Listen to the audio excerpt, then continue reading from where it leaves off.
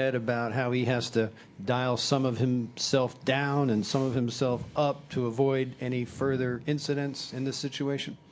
No, I think he's going to play with that same aggression, that same passion, leave it all on the floor, but be smart. I think he can do that without having to take a piece of himself away from what he does on the floor and who he is as a basketball player and a competitor and whatnot. So he won't get baited into any kind of altercations. He won't. I'm pretty sure he'll be talkative, but hopefully in a very constructive kind of way. So that'll be good. Tim on the left. Steph, I guess you had the film session from the last game this morning. What do you do when you see he had some open threes in the last game?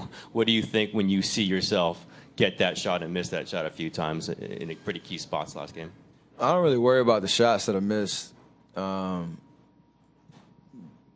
Those are ones you live with. You live with the result. You don't really want to go back and analyze, oh, I got open, what happened, why'd I miss it, or was my feet, not square to the basket, or did I not hold my follow through, whatever. I don't really worry about that because those shots will come, and if I can keep the confidence, I'll hopefully knock them down the next game.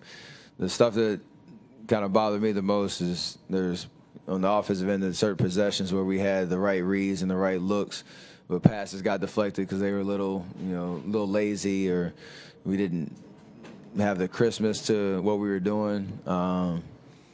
That was a situation where you feel like you had missed opportunities. Open shots, make or miss doesn't really bother me that much, but the other stuff that takes us out of the rhythm of our offense, that I control most of it, is the frustrating part. So that was the most glaring thing that we saw on the film, and I have to shore that up.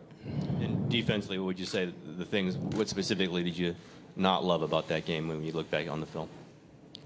Breakdowns, communicating on switches and in transition, finding our matchups, and certain details of the fundamentals of just body position on defending guys one-on-one in space. We gave too many angles to the basket where we put our help defense in a bad spot with straight line drives to the basket and whatnot. I mean,